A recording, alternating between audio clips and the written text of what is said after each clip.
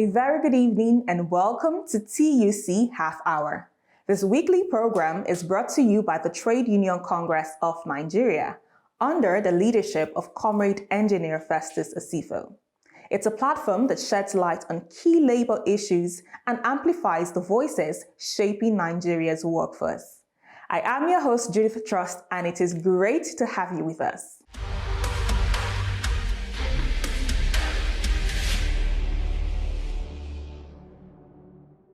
In a season of economic reform, labor unrest, and renewed calls for accountability in Nigeria's oil and gas sector, one voice remains firmly at the center of it all: the Petroleum and Natural Gas Senior Staff Association of Nigeria, PENGASSN, which recently clashed with Dangote refinery over the sack of over 800 Nigerian workers, a dispute that led to a nationwide strike before government intervention restored calm.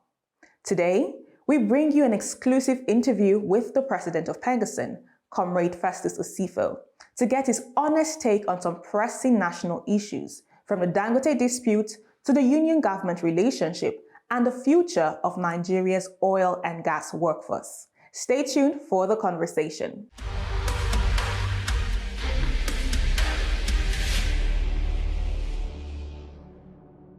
Hello and welcome. Today we sit down with the president of PENGASSN, Comrade Engineer Festus Osifo, to get his honest takes about pressing national issues, such as the Dangote dispute, union-government relationship, and the future of Nigeria's oil and gas workforce. Comrade Osifo, it is a pleasure to have you on the program today. Yeah, thank you so much, Julie. Thank you for having me. All right, thank you so much, sir. So going straight in, can you tell us about the status of the Dangote dispute? Thank you so much, Judith, for that question. Maybe let me just give some little perspective on the timeline. So, the federal government and mediated on the issues between NUPENG and Dangote, whereby Dangote voluntarily agreed that workers in Dangote refineries could belong to the union of their choice, as long as it's done voluntarily. So when this communique was signed, it was witnessed by Trade Union Congress of Nigeria, TUC, and the Nigeria Labour Congress, NLC. So after that communique, so the workers in the Dangote refinery, they started reaching out to us. They started telling us that they want to join PENGASSN. So we now detailed an officer to follow up with them. So they opened a WhatsApp group where the forms were kept. So they started filling the forms. So as at 22nd of September 2025, we have had over 850 members filling the WhatsApp group.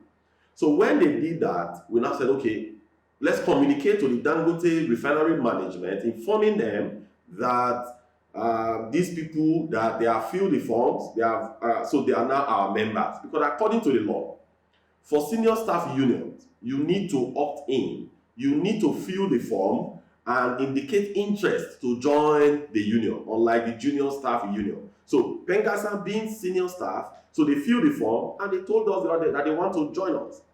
So it was obligatory for us to now inform Dangote management. So that we did on Monday, 22nd of September.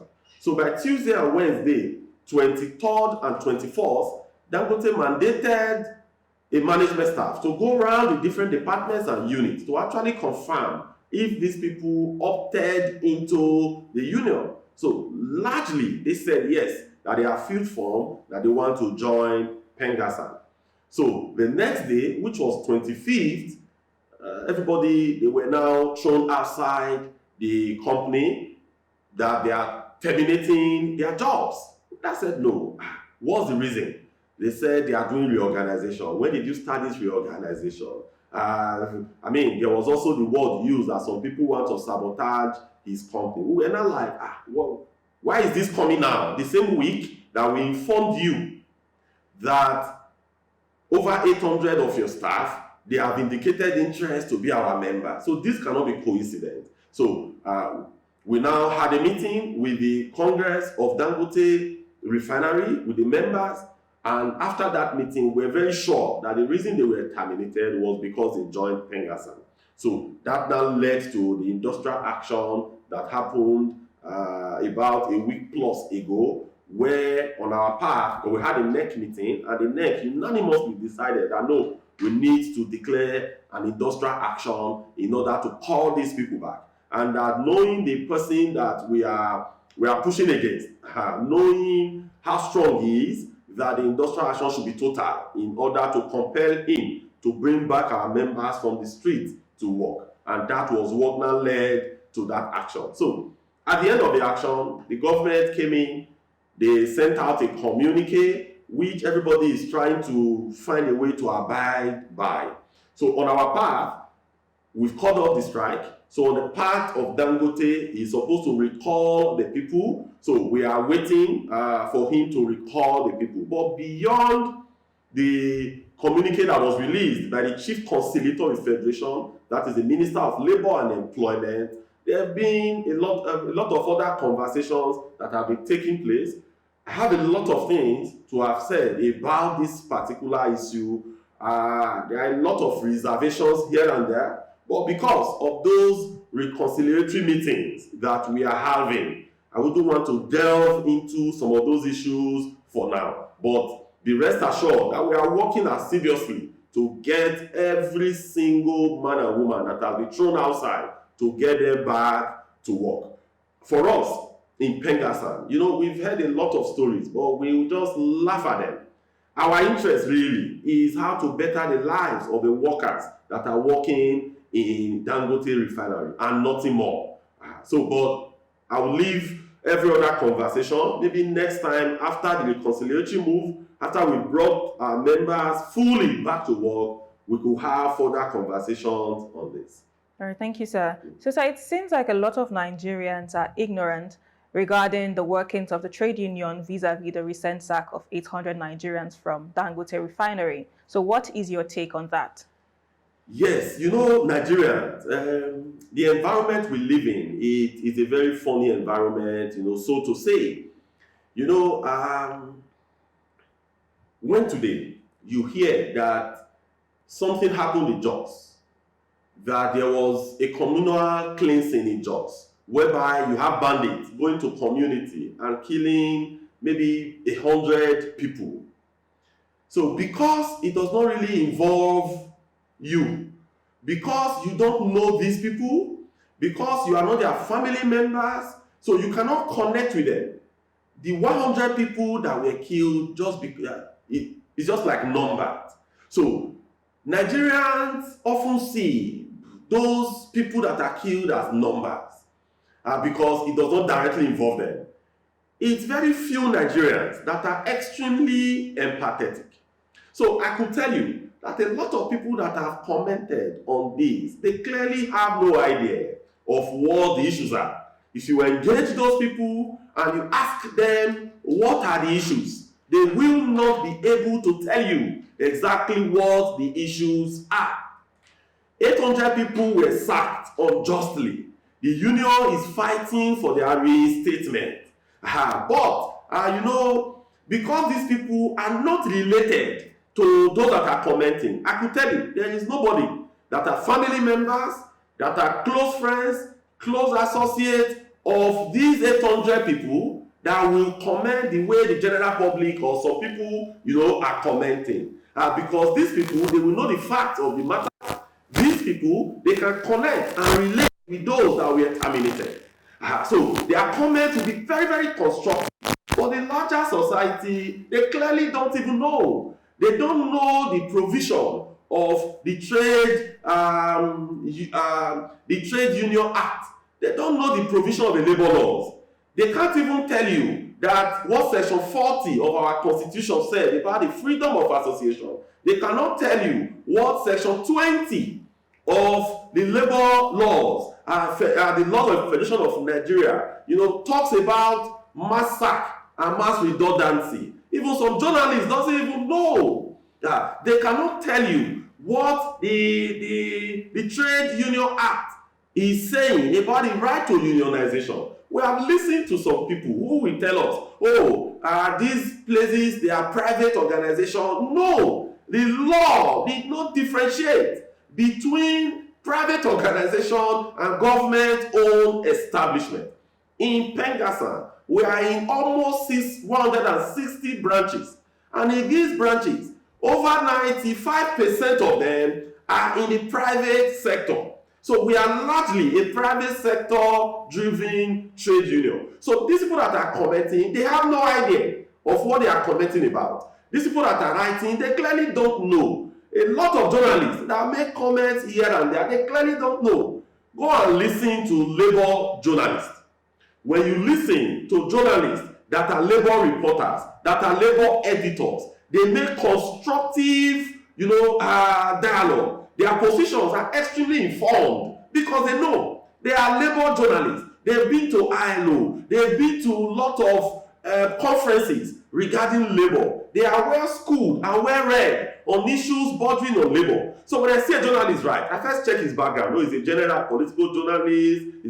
For me, it doesn't matter.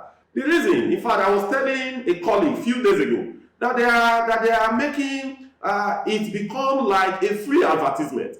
Do you know that in the last 2 weeks, when these issues came to the fore, that we have had over 4 or 5 companies, the members there who hitherto their management was able to cage not to join Pengassan. They have written to us that they want to come unionize, and we are putting formalities in place to unionize them. It is because of this dispute, and they too have now also understood the strength of Pengassan. They have now understood what Pengassan stood for. So the people that write on social media, they are doing free publicity for us because our numbers are swelling as the days roll by.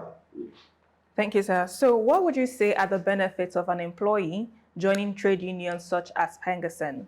And what are the benefits of the existence of a trade union in a company or an agency?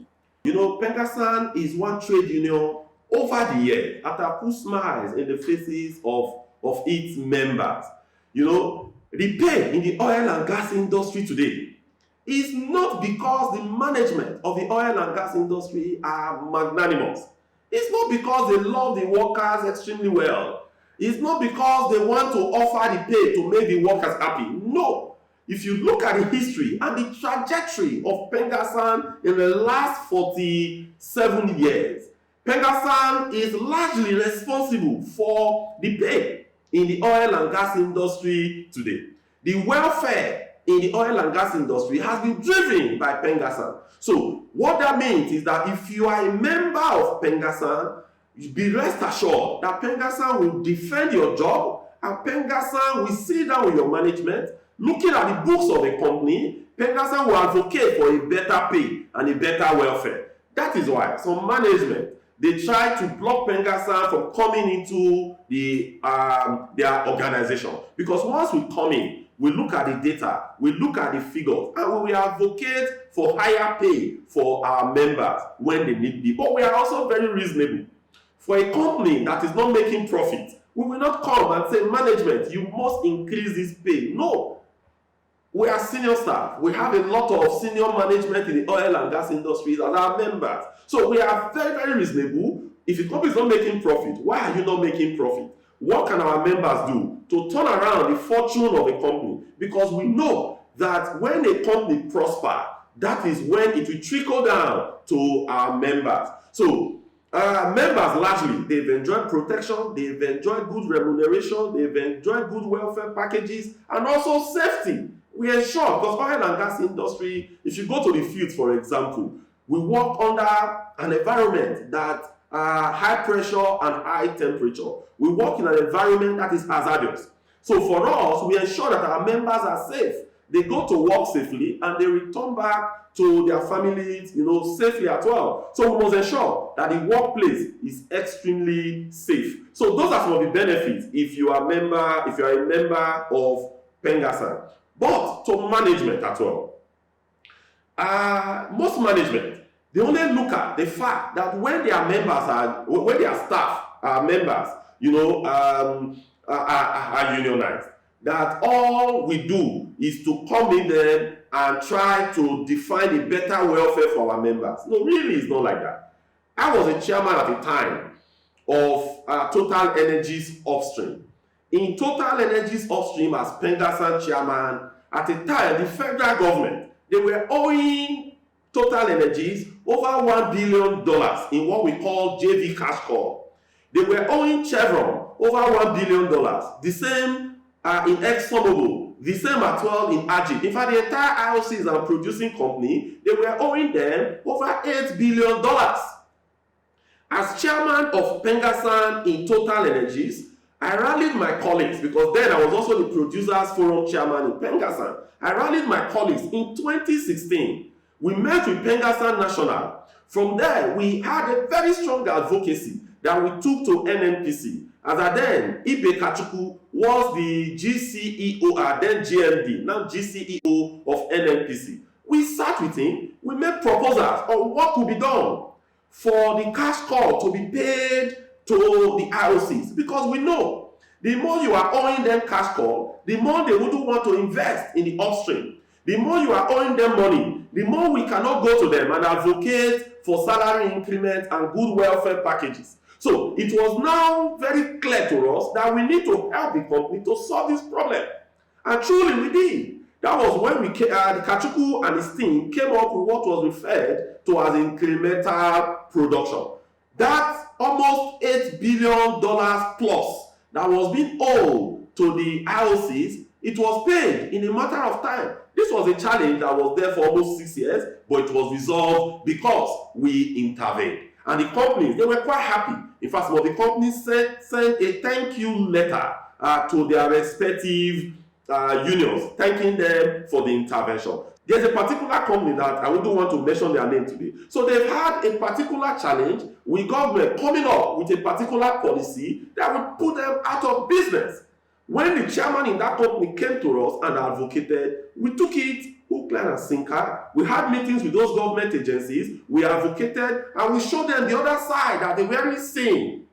And at the end, they agreed with us, they dropped the policy, and that company today is worth over $5 billion. So those are some of the ways with which companies also benefit from the existence of Pengassan. I could go on and on. Thank you, sir, for that clarification. So we've seen some recent demonstrations by NANT and other civil society groups regarding the recent issues with Dangote and Pengassan. What is your comment on that? Nigeria is a place where poverty is weaponized.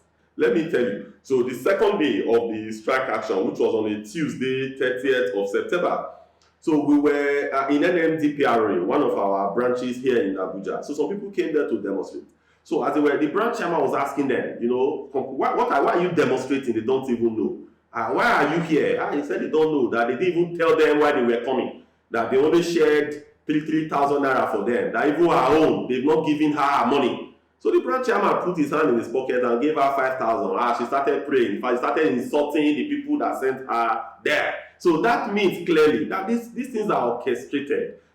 People just share 1,000, 5,000 to people and put them on the street. It's really a shame. I listen to the NAS. There are problems in the universities that NAS should be interested in. As you have said, they want to go on the one issue. What is NAS saying? NAS should go and face universities and not to be collecting little money from politicians and hitting the street. That is not their mandate. If you are talking about demonstration, protest, I think the government should call these people to order, because we know where it's coming from. If they want protest, they will still protest. As you know, I'm also the president of TUC. We can mobilize workers into the street on a daily basis and we'll keep protesting. So if they want to see protest, they will see mother of all protest.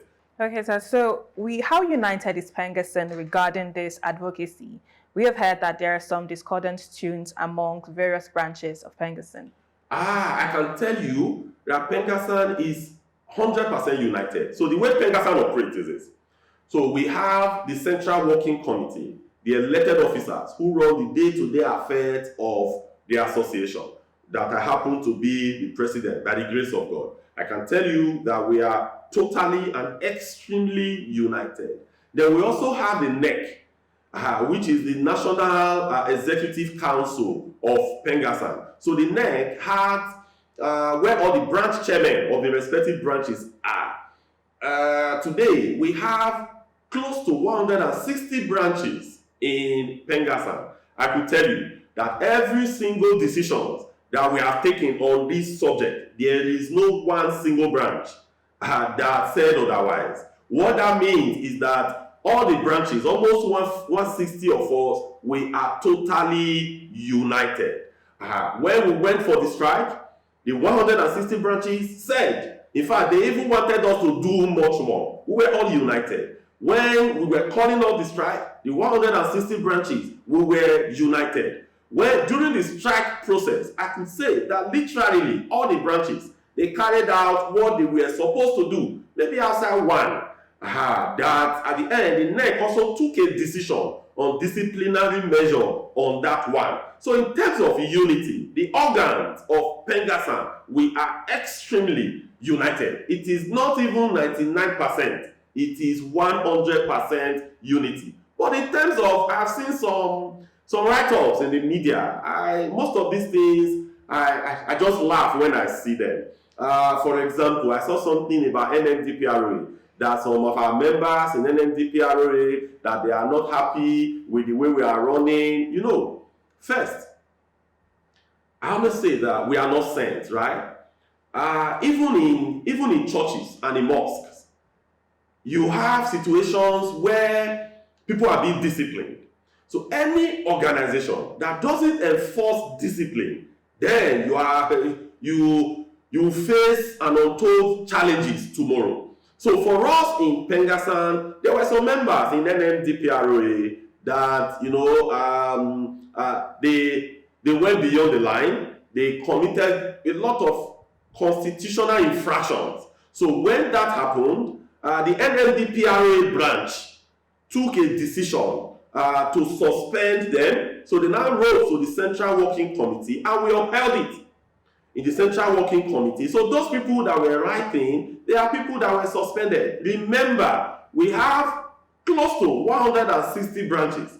So if in one branch, you have few people in one branch who were disciplined for doing what is not correct, I don't think that is an issue in any way. So for us, we still discipline, as much as we can. Then we also have in Chevron at a time, because I also heard about this. For us, we have few issues in Chevron at a time that the branch, they were having some infighting. The reason I could explain another day, but this infighting that they were having led to the fact that the branch executives, they couldn't negotiate their collective bargaining agreement in 2024. That's the CBA. So the management, they were worried. They wanted to start CBA negotiation, but they were worried that they don't even know how to go about it, because the branch, there were a lot of infighting in the branch.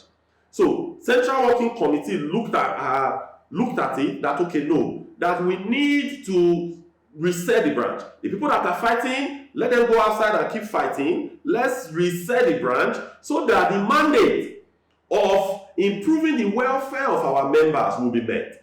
Because in the last 1 year plus, in most of these companies, we've been able, in some places, we've given them 300% salary increment. In some places, 250% salary increment. In fact, our mission in Chevron, as at then, was to achieve over 200% salary increment. That we have achieved for them. If we did not dissolve that branch because of the infighting, because they couldn't progress with the negotiations, we would not have been able to achieve that. Because for us, our focus is on our members. It is not on the executive. The executives are there to represent the interests of the members. Chevron is one of our biggest branches. So if the executive cannot negotiate CBA for our members because of infighting, at the national level, we cannot fold our arms and allow such thing to continue. We must act. That was why we acted, we dissolved them. Even the chairman that we dissolved was quite happy even with the dissolution, because he felt that the branch had, as at then, became relatively dysfunctional. So we now set up, a critical committee that have since done an election, so the elected officers are the one leading. So few of those people that don't even have local standing, they are making some skirmishes here and there, but they are less than 5 or 6 of them. So Chevron alone is a branch where we have over 2,000 members. So if you have 6 or 7 people that are making noise, for me, it is noise, and that is what it is. Like as I have said, even in churches, even in mosques, in the house of God, you still have people that would make 1 or 2 skirmishes here and there. But largely, in terms of unity, it is not even 99%, it is 100%. Thank you, sir. You just heard from the Petroleum and Natural Gas Senior Staff Association of Nigeria, PENGAS and President, Comrade Festus Osifo. Thank you so much, sir, for joining us on the program today, and thank you for sharing insights on pressing issues in the oil and gas sector in Nigeria. Thank you so much, Judy. Thank you for having me.